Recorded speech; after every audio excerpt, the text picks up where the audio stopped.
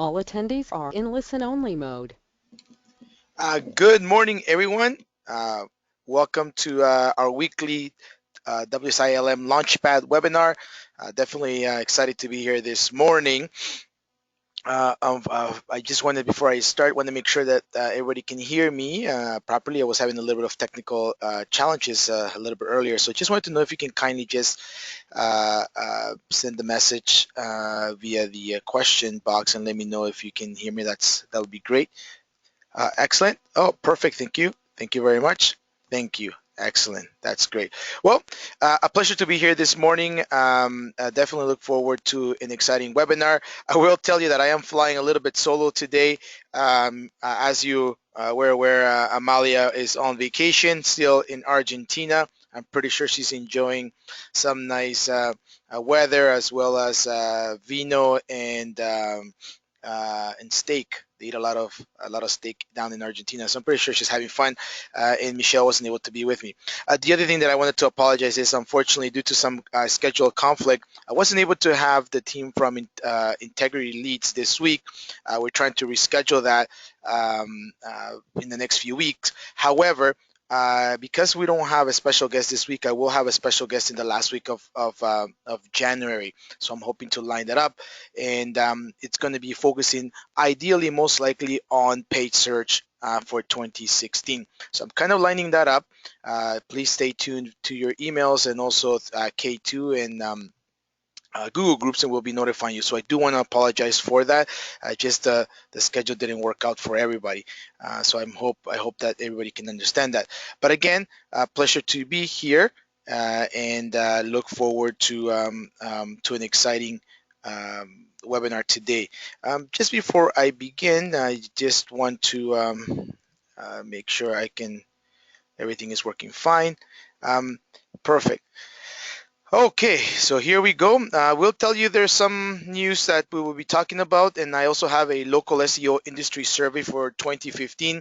Very interesting. It is a North American survey of SEO experts. So primarily, the survey focuses on SEO services. However, it will shed some light. Now, I know it's a North American point of view, and we do have consultants from around the world in our webinar, but this may serve as an idea on some of the trends that are happening in North America that may be happening also locally. So we'll touch a little bit upon that as well. This one was done by Bright Local. But just to move forward, and definitely want to share with you the latest news that are happening. One of the key things that has been confirmed by Google on Twitter, both in French by Zineb Ait Bahaji of Google and Gary Alias of Google, as well as John Mueller, is that they had a major core ranking algorithm update this past weekend. Okay, now if you were with us in the last few months, we've been hearing from the industry that Google, as well as Google, had confirmed that they were going to have an update, a Penguin update. First, it was scheduled for the end of the year. Then it has been scheduled for the new year. So there was a lot of communication back and forth in regards to this update that was about to happen, and um, um, basically what ended up happening was that there was a major core algorithm update that was done. Okay, now Google really confirms these core algorithm updates, and the last one they actually did was in May 2015, last year. And we were all kind of waiting for that Penguin update to happen, and it was expected to be launched this month, and still, you know what, there's been a lot of confusion because of that. So I'm going to give you a couple of things that you should be doing for your clients if you are seeing major drops in the rankings, because it's creating a bit of a it's not a, it's not the end of the world, Armageddon, but there have been some inconsistencies in rankings since Friday till today. So if you are running a software tool like G-Shift, for example, to track your clients' rankings, you will definitely see some major changes. Now, one of the key things is that this one has been done to the core, so it's definitely an update to the core.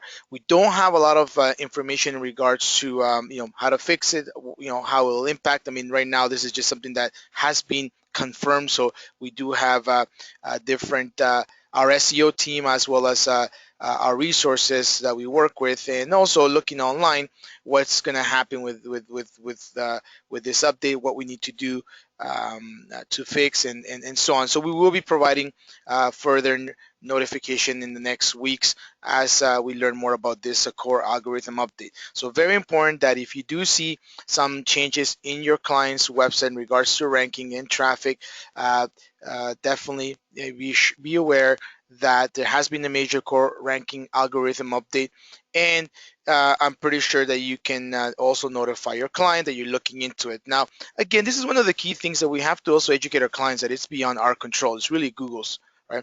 Google didn't say, well, we're going to have an algorithm update on in the first week of January. They just went ahead and did it and confirmed 2 or 3 days later. So very important to be able to communicate with your clients, but at the same time educate them on the fact that some of these things are beyond your control or our control, our SEO as SEO experts. So yep, there's a bit of confusion with SEOs and webmasters because we thought that this update was going to be Penguin related, but it's not. The signs of these changes weren't pointing to Penguin. It seemed more of a core search or a Panda related update. So with this first news in hand, we will move to the second slide, which is very it's correlated to this one, it's related to this one. And what they actually highlighted was that Google Panda is now part of Google's core ranking signals. Now, if you recall, Google Panda updates ran pretty much were individual. They ran on their own, and they were done individually. And at one point, if you recall, we had discussed the fact that Google had mentioned that they were going to be running live on their own, right? So they were real time, right? However, according to Jennifer Legg, posted a Panda guide that was vetted by Google's PR team, and what the statement read was that Panda is an algorithm that's applied to sites overall and has become one of our core ranking signals. It measures the quality of a site, which you can read more about in our guidelines. Panda allows Google to take quality into account and adjust accordingly.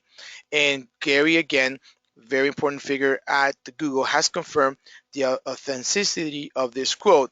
This means that Google will never confirm any other Panda updates for us in the future, because now it's pretty much integrated into Google's core ranking algorithm. So with that said, it leaves also another a bit of a question mark whether the recent core ranking algorithm that I just explained in the previous slide has to do with this Panda. Perhaps it was a Panda update. So a little bit of confusion happening there. Please, I will share the Panda guide link to you in the next few slides. I wasn't for some reason I didn't add it to this slide, but I will definitely share it to everybody so you can look at what Jennifer Select posted and what it's all about. The last confirmed Panda update was Panda 4.2, which was expected to roll out over several months. So right now, to let you know, a couple of things happening here. First of all, there's been this core core ranking algorithm update. Again, will affect your keyword rankings, your clients' keyword rankings. And again, we're still waiting for notification in regards to that, to how to fix that, or what are the whereabouts of this, the origins of this update. But we are kind of thinking that maybe it was a Panda update within this Google Core algorithm change. Again, also it hasn't been confirmed that it's a Penguin. So be rest assured that most likely in the next few weeks, whether it be in January or February, we will have that Penguin update. Okay, so what do we do? What are the options that we have in order to make sure that we're on the right page? Well, one of the key things is that as you check your rankings and the campaigns, you want to make sure that your clients have not been affected. So make sure that you run a test on your clients' keywords and look at their rankings. If you're running a tool, again, if you're using a tool, definitely make sure that you're running it on all your clients and that it kind of gives you some general information. And if you're starting to see the patterns, um, uh, you know definitely connect with your SEO team. Right. I will tell you that we've had this morning. I had a conversation with Darren, our marketing manager. He mentioned that yeah, it's a bit all over the place right now. Some of the sites that we've been working on that we tested have been affected. Some of them have been positive, and some of them have not been so positive. So right now, the team is looking into it. So the next best thing you can do is if you can't see ranking changes, you may also another sign will be the organic traffic coming into the websites in visits from Google Search Console. So make sure you look into that. The best thing to do at this stage is definitely look into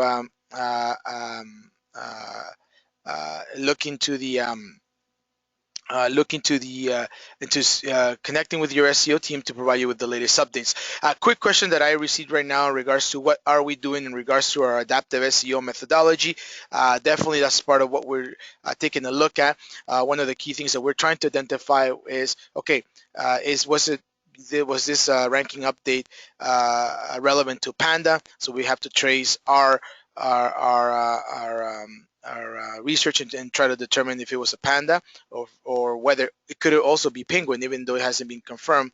And no, so from our perspective right now, what we're doing is we're we're we're, uh, we're really reviewing our campaigns. We're finding out what the root cause is, and we'll definitely keep the ICs updated. At this stage, in regards to changing the adaptive SEO methodology, there is no change, right? As I believe that once the team identify the root cause or what could be pros and cons of this core ranking algorithm update, they will notify you, the consultant via Basecamp or by phone or email to take the appropriate steps to make changes. Moving forward, I'm pretty sure that the team will have an answer on how to best deal with this major core ranking algorithm update. Again, because it looks like it could also be a possibility of as Google has identified merging Panda into the core algorithm update. It could just be a Panda update. So not going to talk anymore about it because we're still kind of trying to find out more about this. Here are a few links, and if you give me a quick second, apart from Search Engine Land, who they do a really awesome job of providing us information, here are a few other links of information that you can definitely look into. And rest assured that if you have any questions for ALM for our team, feel free to just write a note on Basecamp, connect with the team, and I'm pretty sure they will get back to you. Um, Definitely they are doing their best to find out and determine what's been happening, and we're monitoring the situation and we'll keep you abreast. Just to confirm though, in regards to changing the adaptive SEO methodology, at this stage we're not there to do that. Okay, so but we will keep you posted. Excellent. So just wanted to notify all the consultants in regards to that, as it was something that had been rumored in the industry since Friday. Many webmasters and many bloggers were talking about it, but it was finally confirmed by Google about these changes. Okay, so we'll keep you posted. Definitely, what I would recommend is before you approach your client, just make sure that if you are working with a production team, you get their feedback, you get some answers or some direction on the best way to communicate with your client as well. Okay, we don't have to alarm them. We can just notify them that you know what, Google has made these changes and we're looking into it, and definitely there will be some changes in their organic rankings in the short term, but we're keeping an eye on it. Okay, so definitely wanted to share that with you. Okay, moving forward, an interesting article that I came across. I think this was on Search Engine Land in regards to how Apple could play spoiler for the search ad business in 2016.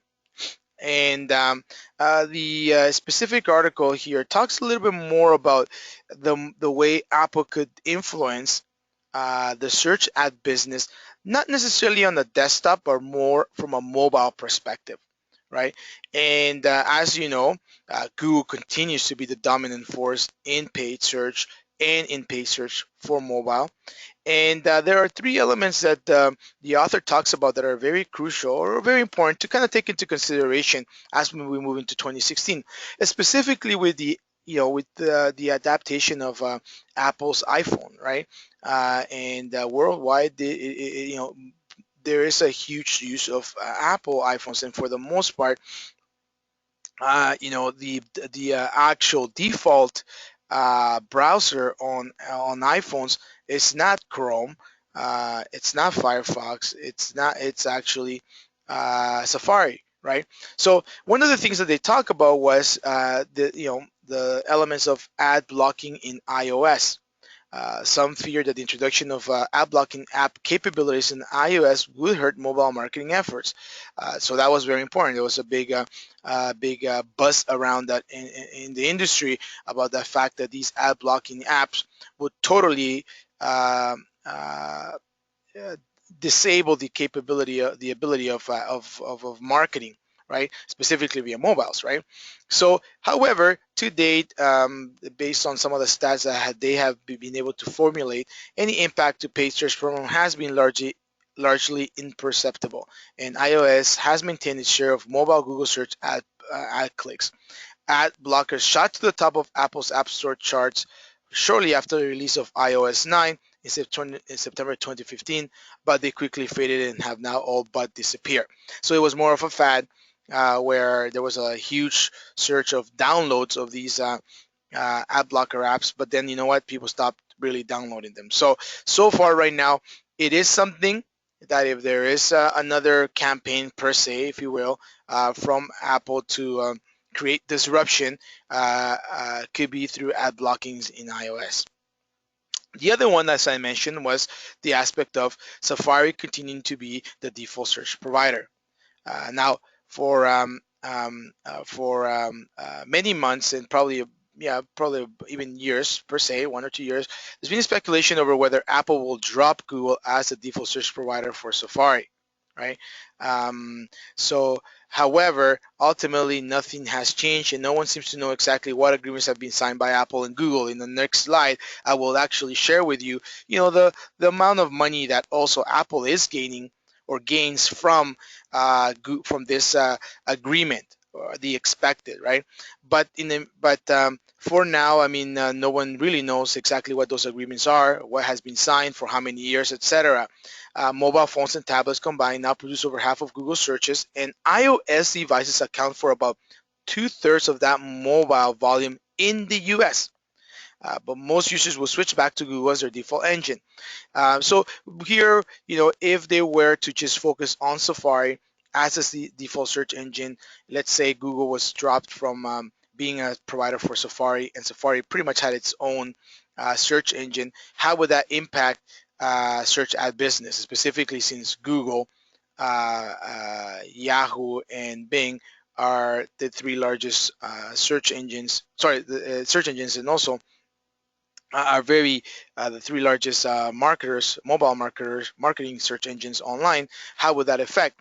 If you recall, whenever there's a change in such situations, as they did when Yahoo became the default for Firefox, what many people did was, you know what, they used Firefox for quite a while, for a little while, and then they switched back to Google. So that same principle would apply here, where many users will probably continue to use Safari for a bit of time and then switch back to Google. So Google wouldn't necessarily lose a lot of traffic from there, but there is that possibility where Safari does become the search provider, and they come up with their own search engine. So that's one possibility that they talked about. The other one was a push towards ads-free search listings. So it's a little bit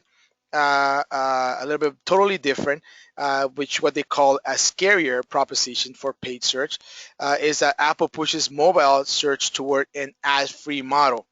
either as a marketing move to sell more products for a better user experience, or simply to contain and or spike Google. So here's another possibility. Remember, these are all assumptions, these are all possibilities. However, as I mentioned in the slide before, Google pays Apple around 1 to 2 billion a year to be the default search provider for Safari. Okay, and now last year Apple generated 234 billion in annual revenue and 53 billion in net income. So maybe 1 or 2 is not a lot yet. It is 1 to 2 billion a year that they're receiving. I mean, any organization would enjoy a 1 to 2 billion a year increase in profitability. So as of now, Apple, the ambitions to develop a full-fledged search engine is not there, but they do continue to expand the functionality of their Spotlight search product. Google continues to do very well in growing its mobile search ad revenues as it improves the monetization of its traffic, but they're looking at the fact that Apple could have a larger impact down the road if this Spotlight feature gains more traction. One of the things that they talked about was, if Apple chooses to offer more suggested websites within the Safari search box. So again, this is looking at Safari as a browser, right? And currently, being organic results supplement Apple's within Spotlight, and users will only get to an ad if they click Show More in Bing or Search Web. Within the Safari search box on the iPhone, Apple typically only offers up a single suggestion of its own and on a limited number of queries. So here are 3 areas where Apple could potentially, disrupt the search ad business in 2016. Whether it will happen or not, it's yet to be seen. But something that you should, kind of keep an alert on and be on top of it. And if it comes into a conversation with one of your prospects or clients, you know, have a sense of what can potentially happen, right? uh, one of the one of the things that usually happens is that sometimes you're meeting with prospects that they've probably read 1 or 2 blogs, or maybe have taken 1 or 2 SEO courses, or digital marketing courses, and now they consider themselves experts, right? Or they follow one SEO expert and now they believe that they know everything. So it's always good to kind of have some of this information available to you, or understand what's going on in the industry in case you get asked. But here is something that, it is general information to the public. Okay, so wanted to share that with you as well. Okay, excellent. Moving along, I wanted to talk about something that's a very interesting and great article on again Search Engine Land, in regards to ensuring SEO recommendations get implemented. And I can tell you that, apart from the fact that it's one of the most common problems in the SEO industry, is that, we provide, you know a series of recommendations every month, and never get implemented, and then clients complain when they don't get the results they expect from their SEO campaigns. So if they're not seeing increased traffic, visibility, and conversions, you get that complaint from clients saying, well, how come it's not happening? But then you go back to the past months where you've shared recommendations and they haven't implemented. So this is not new. This continues to happen. And at ALM, we take a little bit step to the next level, because our team sometimes feel frustrated when we do provide these recommendations to the consultants, and the consultants do provide the recommendations to the clients, but these never get implemented. So in this article, there are 3 challenges that the author addresses, which I thought were, very hit the nail straight on, that do happen also in our world. And I wanted to share these with you, whether you're a new or a mature consultant with lots of experience. It's always great to go back to basics.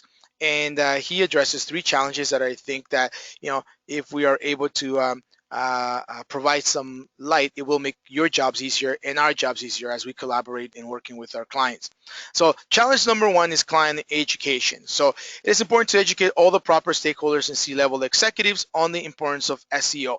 So whether you are dealing with a single, a single owner, right, or partners, or a small mom and pop shop, you want to definitely help them understand what the tactics and strategies are, what you plan to use. You want to explain how each piece will impact the campaign and contribute to increased ROI. So all of these key things are very important at the beginning of the campaigns. And as a matter of fact, This is why I definitely I'm a very pro IBA, pro WSI sales methodology, because it's all about educating the client. It's all about getting buying even before they become your clients. So you want to make sure that education is key of that. And once that you are working with your client, any type of new tactic or strategy that you plan to use, you want to make sure that they understand it. Okay. And I know it's hard to get people's attentions nowadays, because you know what? Even though they're in front of you, you're addressing or you are explaining to them, you're educating them. Not all of it's going through their, it's being captured by them. You may have to re-educate them, or several times address the issues, or continue to reinforce your message to them. Okay. One of the ways that the author talks about is definitely having case studies showing how your recommendations have increased traffic, visibility, and conversions for other clients, can build trust and get client buy-in, especially if your client is new to SEO. Okay, so again, very important that even within your own clients, your own book of clients, your own accounts, you start building your own case studies, right? Dedicate some time in your efforts to build your own case studies, and these case studies can also help you be part of that educational process. Whether you're going to be dealing with a mature client that you've been servicing for 2 3 years, or a new client, these case studies can definitely help you, right? So again, very important that you arm yourself as part of your continuous educational resources to create these case studies, right? When the client understands how SEO can increase sales and generate revenue, which is what they care about, bottom line, they will be more inclined to follow your lead, trust you, and implement your recommendations promptly. Having said that, it's easier said than done. Again, it will require patience from your side, continuous reinforcements, education, white papers, case studies. Make sure that you're able to provide them with all of the information required for them to become pretty much believers, if you will, of that. So very important to do that. The other pro tip that he talks about is maybe find an internal champion at the client who really understands the value of SEO. He or she can help you fight to get things pushed through. So perhaps, you know what, try to understand the dynamics of the organization, and perhaps, you know what, if you are working with the CEO, and now you're going to be also working with the sales manager or VP of sales, maybe get him on your side, or anybody that influences the CEO. Try to get him on your side, and team up with them, so you can definitely get things pushed through. Okay, so very important, client education. Number two, roles, responsibilities, resources, and limitations.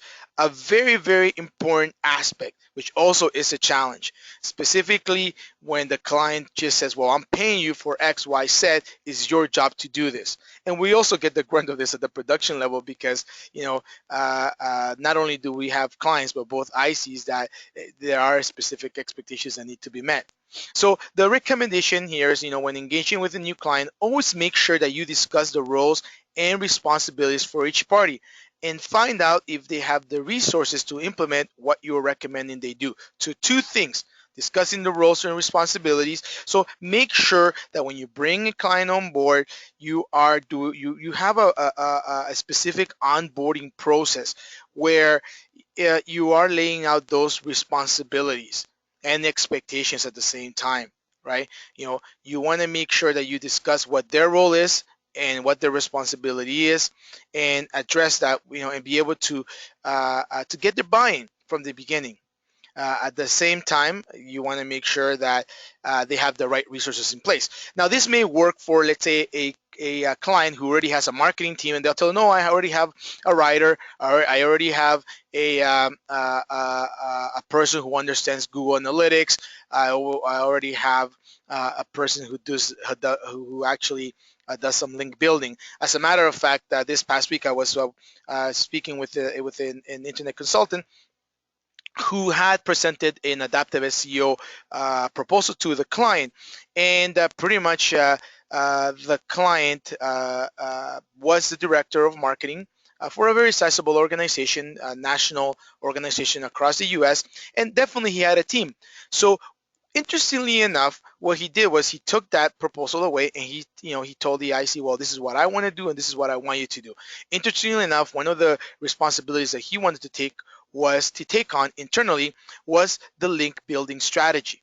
Okay, which sometimes to some ICs, the link building is something that's it's not their favorite aspect of SEO, right? Because you have to do a lot of research and you have to try to find the best directories, citations, etc. However, it's a very dangerous. It's also dangerous. It's very dangerous if it's not done properly. So you could be doing all of the on-page optimization. You could be doing all of the content marketing to get things moving. But if you allow your client to do the link building strategy and it's not supporting your content marketing strategy, your on-page optimization strategy, it's not going to go anywhere.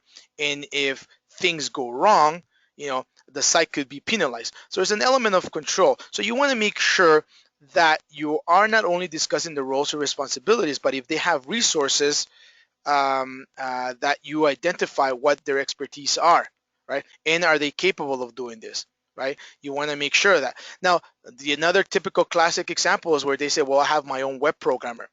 Or my own content writer. Not a problem. I mean, that's even better, right? Because a lot of the changes in content can be written, sorry, changes to the website can be done internally, so that's great. And content writing, which sometimes there are challenges with some clients in regards to the style of writing, what they want to do. No problem if they have their own content writing, that's amazing. However, when the challenge arises is when the content writer or the web developer don't have time for you, and then you send a request for a change, it never gets implemented, or you have to continuously be after them. So you want to make sure that these resources have the time for you, right? As well as some level of expertise and knowledge, right? Meaning that if you are dealing with a web developer, the web developer sticks to web development and not SEO. You don't want the web developer to go to the back and after you've implemented some on-page optimization changes, he goes and changes them because he feels it's not the right thing to do. Number one. Number two is that obviously that he does these changes in a timely fashion. And with the content writer, again, it is very important that if your client has an in-house resource that focuses on content writing, that you give them a bit of guidance from an SEO perspective. And as a matter of fact, at ALM, we do have ICs that have clients who have their own content writers, and we kind of give them a bit of a basic, not necessarily training, but some recommendations on writing, writing for the web and writing for SEO. So make sure that that content writer does have some level of experience, understands not just writing for the web, but also SEO writing, right? So you want to understand that. You want to know who this is. Because if it's the CEO's wife who's going to be writing because she was a writer for a magazine, print magazine, it's totally different than writing on the web, right? So again, it goes to you want to find out if they have the time, the commitment to give you that, and the expertise.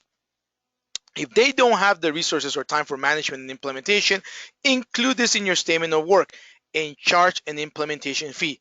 Hey, listen, this is coming from industry experts, right? Sometimes we tend to give our clients, it's okay to add value, but sometimes we give them too many things for free. And it's very important that you protect yourself. And if they don't have the resources or the time, yeah, you want to include this in your statement of work and you want to charge an implementation fee. This is not even something that should be, this should be always added to your statement of work, right? If your client only has a limited number of hours in development retainer to make the technical changes, break the recommendations down by priority and business impact. So have a very open and frank discussion with your client. And you know what?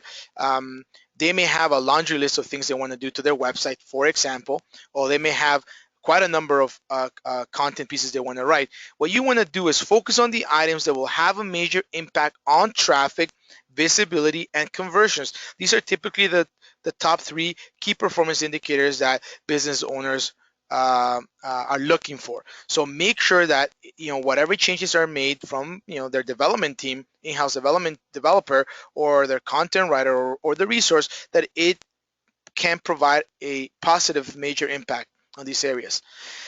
Additionally, before the SOW, the scope or statement of work, is signed, make sure the client explains the specific problems and frustrations with their current technology.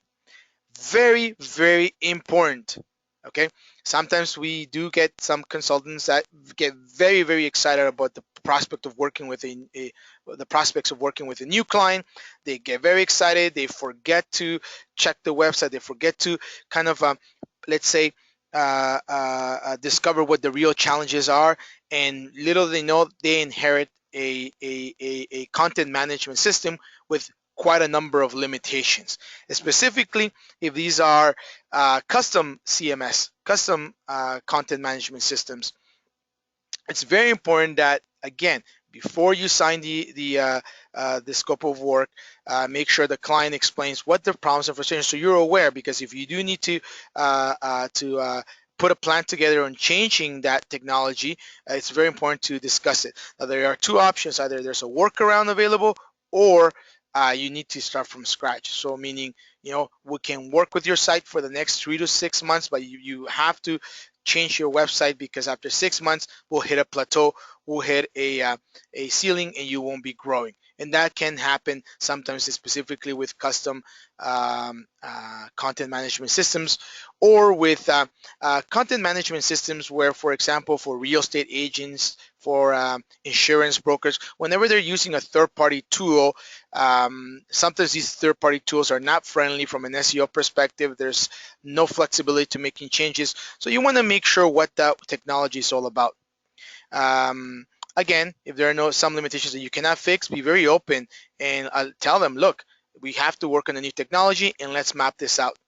Okay, so very important that these things are addressed, because you want to make sure that when you start doing SEO on that website, you have the the highest probability of success. And the way you're going to do that is by making sure you have an SEO friendly site. Okay, to the to the best to the best ability possible, right? Okay, challenge number three, also very important, is internal politics and difficult partners. When internal politics or regulatory constraints pull the 3 month or longer hold on gaining approval, make sure that you have a clause in your statement of work. Very, very important. I actually like this one very much, because sometimes, there are client delays. There are delays that you cannot control. And this should state that if your client does not implement the SEO recommendations, they will not see the results, and they will be 100% accountable. Remember, you're the expert. The client has hired you to provide expert consultancy. So you also have to protect yourself by having such a clause, right? Because you know what? If the client, if the client if you start working with a client, and for some reason, you think that the CMS is all good and great and dandy, but once you start working on that technology, it's really a mess in there, and now you're stuck with it to do SEO on this technology, and you know that it's going to be very hard to get results. Well, and you do recommend the client for a new technology, and he puts a pause and says, well, you know what, I'm not going to be able to launch a new site till Q3. Well, that means that for 3 or 4 or 5 months, you're going to have issues, right? So, and they're not going to be happy with the results. So you want to make sure that you have such a clause in your statement of work to protect you. There will always be frustrations and yellow flags along the way. For example, when a developer tells you that a 302 redirects are better than 301s, and JavaScript redirects should be used instead of your recommended approach. In this case, document all your recommendations so you cannot be wrongly held accountable for something you did not recommend. So again, it's all about advising your client. Well, number one, advising and educating your client, protecting yourself by documenting your work and your recommendations, because you know what? There's always internal politics at play in some companies, and you're always going to get that person who consults or advises the CEO or the business owner or director of marketing, and that person could have a bit of experience in SEO, and because of that little experience, they think they know, and it can become a challenge. Um, a few years back, I was working with a retail store in the nutritional industry. It was a great project. We practically worked with that client to take them from zero to to a very strong presence online, and I had a very great relationship with the CEO and the director of marketing, and we were working on their e-commerce. Sales were booming. Everything was working very well. All of a sudden, you know, the client, the president of the company, wanted to get involved in the project for XYZ reason, and little by little, he kind of started working in the project, and it was a bit of a headache working with a person that perhaps knew a bit of SEO back in 1999, 2000, 2001, and when you were working in 2000, and I think it was around 2010, which 9 years after, the SEO strategies and tactics were totally different, and he was still bent on the old tactics. And it was very frustrating working with people that, because they knew in the past a little bit of SEO, they still think that those practices still exist. So it's very important that you play very diplomatic in that situation, but you also want to make sure that you document your recommendations and you push your recommendations, right? Because that way you are safe in that sense. Always have technical resources on hand in case you need to refer your client to them. So when developers or external contractors tell the client that it will take 5 hours to add in one title tag and they need 30,000 to change all the title tags on the site, don't let them fall apart. Now I know that some consultants don't focus on the website, on the technical side, so you may want to partner up with some local web developers that can assist you some resources. I mean, at the end of the day, you should be getting a bit of a referral fee from that web developer, or you know what, just hire them for that specific project. So make sure that you have that virtual benchmark, or obviously work with a production team. Always have a backup of trusted resources you can use when educating your client and showing them how it is to make changes in their CMS, for example, because there are difficult partners out there. If you are dealing with a client who has another company working on the technology, where they will really pretty much take your client for a ride when it comes to charging them for changes on their site. So you want to make sure that you're also watching over your client. Um, yeah, I know I'm getting a couple questions here, and I will definitely try to get to them in regards to um, the clauses. So I think that's also up for discussion in regards to how would you word that clause if they don't implement by so many months. Do you terminate the contract or you keep charging them with no results? I definitely believe uh, that if the client is depending on the situation. One of them is that if the client continues to be very negative about, you know, the recommendations that you keep putting forth, and and they're not doing it, and the results are not great, and every month you're visiting the client and they're pretty much blaming you for everything. Yeah, do you really want to have that headache in your hands, right? So that clause should allow you, I would say, 3 months. 3 months is a very good time frame where you can say that if after 3 months, you know, your recommendations are not being implemented, uh, you know, there's a chance of contract termination or contract review, right? Because you want to make sure that you have the right tools at your disposal to make sure you can do your job properly. I don't know about 6 months, maybe we 3 or 4 month time frame that you put in there, and it really will be up to you to stay with the client or walk away. I'll give you another quick example because I know time is running. But last year, we were excited to be working with three dealerships here in the Toronto area. It was a very exciting project. I was actually part of that project with the team, and one of the frustrations that came was the fact that we were dealing with difficult partners, and that we were dealing with third-party websites. We were dealing with another group of people within the organization that were doing some digital marketing, and We started showing results. We were providing results. The expectations were being met for one of the partners at this dealership. The other partner was never happy with whatever we did. Always very negative. We try to educate them. We try to share with them. And you know what? Sometimes dealing with auto dealerships, because they live in such a fast world that they have to have leads every day. And if they don't have leads, they don't have sales. And if they don't have sales, they're pretty much going through SEO and paid search agencies, so many of them throughout the year. We were able to work with them for 6 straight months. And I can tell you that after the third month, I was very frustrated because, you're trying to put your best foot forward and your team's trying to put the best foot forward to make it a success.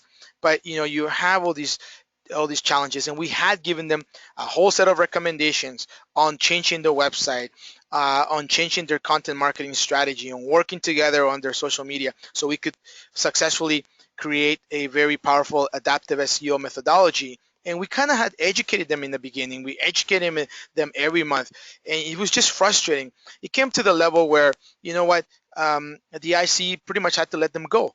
And Interestingly enough, there was a big change in the organization, and they had some negative changes that happened, and because of these negative changes, also their SEO went really down the gutter after we left. Thank God, because we weren't part of that.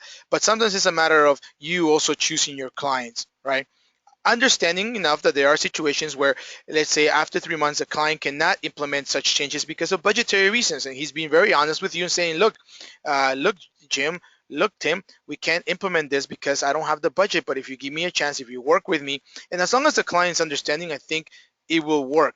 But if the client's not understanding and continuously points the finger at you and does not take any responsibility on the project, then do you really want to have that client? So um, that's my own personal opinion based on my experience working with clients. Obviously, you want to manage the situation as best as possible. Nobody likes to lose clients, but at the same time, you also have the opportunity to work with the clients. And the last thing you want is a client that in the future will give you a bad reference, right? Or a bad review. So I would say 3 or 4 months. It's a good timeline for you to perhaps put on hold some of these recommendations, and afterwards address them. And if they're not addressed, you could put in a clause where you are open to canceling the contract or revisiting it, because maybe there has to be some changes made to the agreement, the statement of work. Okay. Excellent. Thank you for that question. Very important question. I'm pretty sure other ICs have other ideas, other suggestions, but from my experience in working with consultants at WSI in the past 3 or 4 years, as well as from my personal experience working with the end client, that's what I would recommend. But it's always good to bounce ideas with somebody else. Okay, perfect. Just to finalize today, I wanted to share this interesting report from Bright Local. I actually have the link down at the bottom. And Bright Local, they've actually done, I think this is their fourth or fifth year. I think it's fourth year of doing a survey at the end of the year, which kind of it measures the temperature in the industry. What's going to happen in 2016, or what's going to happen in the next year? And this year's report was recently released, and so there are some key findings. 78% of SEOs believe that 2016 is going to be a great year for business. Very optimistic. However, compared to 2015, it was 83%. So it kind of went down a little bit. However, SEOs continue to be very optimistic. One other thing that I want to mention here before I continue to move forward is that this report was primarily for SEO services. Okay. It's not for digital marketing as a whole, so it doesn't include paid search, doesn't include social media, doesn't include inbound marketing, doesn't include marketing automation. It's strictly for SEO. So from a WSI perspective, I know that many ICs, they have a combination of solutions, and they provide that. They don't specifically just focus on SEO, but this one will shed some light on SEO. The other thing is just looking at what were the parameters of this study. 20 questions, 1,900 plus respondents. So that's a very good sizable database. And it was between a mix of SEO freelancers in-house SEOs and SEOs from local to international agencies. So a very, very good base to do this study. Now, here are the key findings that were found, and again, I'll share the link towards the end of this webinar. 89% of SEOs definitely expect to grow their business in the next 12 months. Okay, very positive outlook in that sense. The median SEO's income is 50 to 60,000 per annum. Again, this is the SEO's income. So this is a person primarily who focuses on SEO, right? Doesn't encompass all of the other digital marketing services, right? So it's not that bad, right? SEOs personally handle 14 clients on average. Very good number, and I would imagine that the SEOs, for the most part, because you're looking at agencies and SEO freelancers, I think it's a sweet number, right? 14 clients. Having 14 clients, I think it's a good number to have. I'll share some more stats as I move along. The median company revenue is 150 to 250,000 per annum. Again, from an SEO perspective. So this is, imagine you're able to uh, uh, uh, double your numbers with, or triple your numbers with 2 or 3 other channels of revenue, right? Meaning some paid search, some consulting, some marketing automation, perhaps inbound marketing solutions that you can provide to them, web development, right? It doesn't take into consideration these other channels, right? But that's the revenue that was demonstrated in 2015. 72% of SEO agencies or consultants plan to recruit more staff in 2016. So very positive outlook because it's showing growth. 62% of SEOs receive less than 1,000 per month from clients. I'm going to share a little bit more about that in the next slide. And this is again only SEO. Word of mouth is the most effective channel for attracting new business.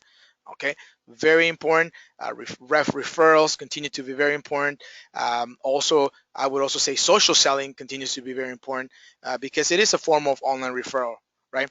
30% of SEOs have less than 20% success rate at converting new leads. Okay, so 30% of SEOs have less than 20% success rate at converting new leads. So you're looking at customer acquisition.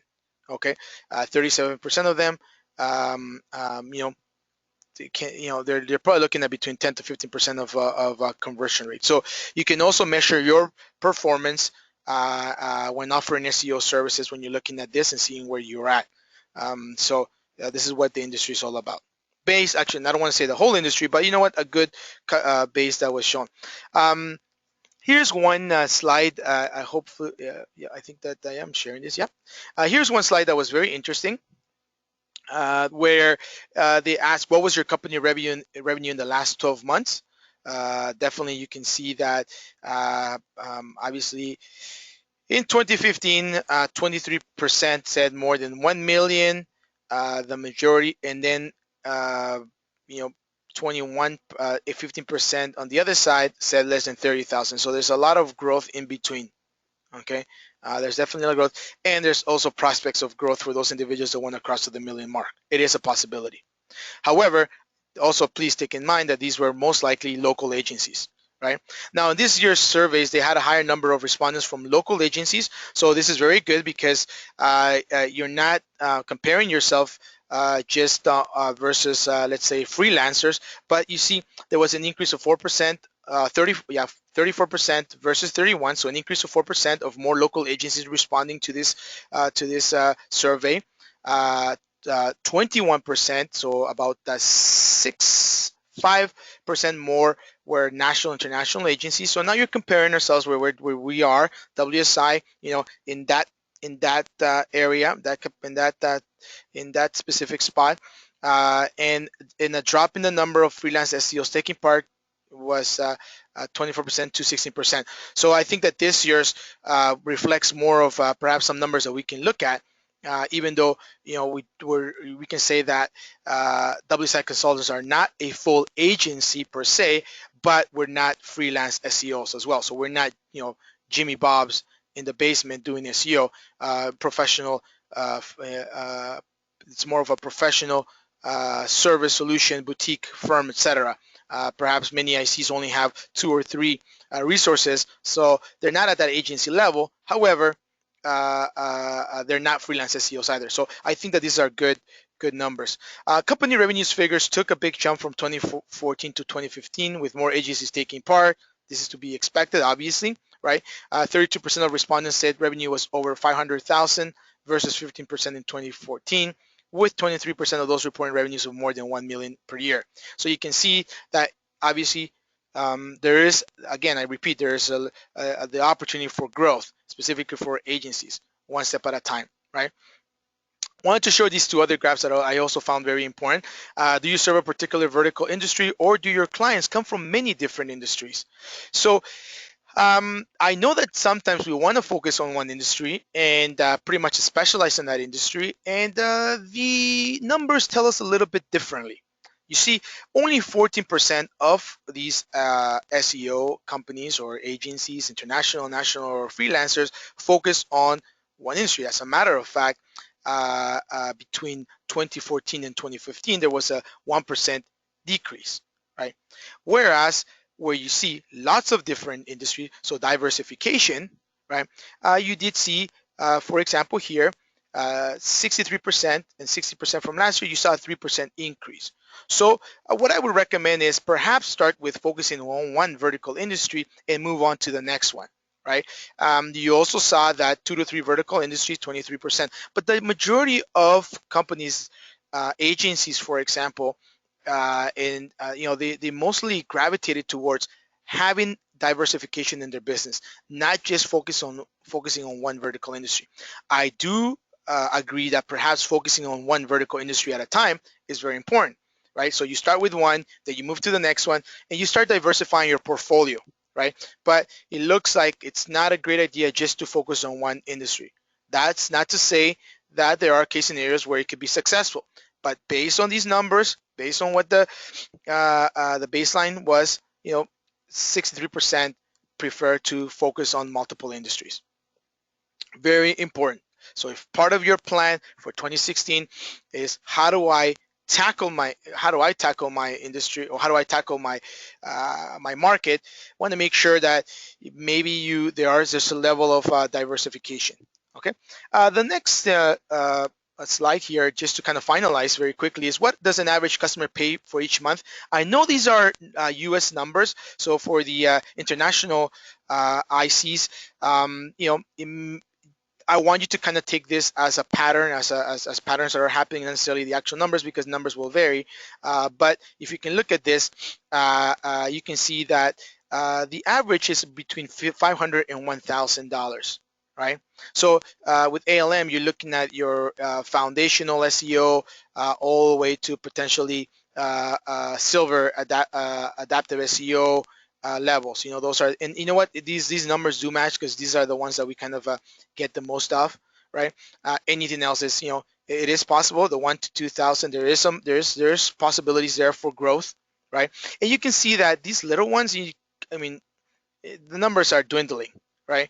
And I don't even know if you actually want to participate in these numbers here. I think that these ones here are definitely the sweet spot for consultants, and we want to kind of grow some of these, but there are less opportunities there. But definitely, the average customer pays between 500 and 1,000. So if you're reviewing your pricing and you're kind of looking at what that sweet spot is, this is what the average is. Okay, very, very interesting number. Then, which of these phrases best describes your hopes and expectations for the next 12 months? It's going to be a great year, a good year, but hard work. Hope it will be good, but I'm not sure. I think it's going to be a difficult year. Hard to predict what will happen in other. So you know what? At the end of the day, the 78% was a combination of these ones here, and you can definitely see that. Well, 33 plus 45, right? That 33% saying it's going to be a great year. They're optimistic. Well, it's a little bit, when you look at it, it's way down, basically 46. But you also have to consider that last year's numbers also probably included more freelance SEO, right? Freelance SEO experts versus this year. So that could have had a bit of an impact. But again, bottom line is 78% of SEOs believe that it's going to be a good or great year, versus 83%. So like I said, they did go down last year. And 20% are less certain or unsure about their prospects for 2016. Anyhow, I will leave this with you. Um, but definitely a great report that you should review. It's on brightlocal.com. It's called the Local SEO Industry Survey, and definitely lots of information there if you want to get more details. Good. Just to wrap up, sorry, I kind of went 2 minutes ahead of time, so my apologies. Definitely wanted to share with you our ALM promo of the month. We're trying to work with consultants, specifically when it comes to template theme website development. I know for many years we've kind of stayed a little bit away from that because of some of the challenges that we've had, but we've been able to ramp up our web development team and focus on the new model. So we're going to be doing a promotion for January. I'm pretty sure it may extend into February, but for now it's really in January. And you can definitely get a 5-page site, customized template. Obviously, the client has to purchase the template based on our resources or our um, um, our team's recommendations. They're looking at templates anywhere between $75 to $120. So, $699 plus $100. You're looking at $799 for a 5-page site. What you can do to these templates are logo changes, menu structure changes, color and image changes, content changes. Obviously, because it's a template, no major layout changes will be done. But you are looking at some of these specific and key features of the templated websites that are very important for SEO: fully responsive, blog module included, obviously a contact us form, Google Analytics integration, and SEO friendly plugin. So if you're interested, this is for small companies, small consulting firms that are just looking for a new website. That's the promotion that we have. If you have any questions, feel free to reach out to the team in regards to this promotion. Definitely myself, Amalia, or Michelle. Obviously, Amalia is away this week, so try to contact Michelle or myself, and we'll be more than glad to offer you with more information about these promotions. Thank you very much for joining us. I don't seem to have any other questions at this moment in time, but I want to thank you uh, for um, for being part of our webinar today. Have yourself a wonderful week, and we'll touch base next week again. Thank you very much. Bye-bye.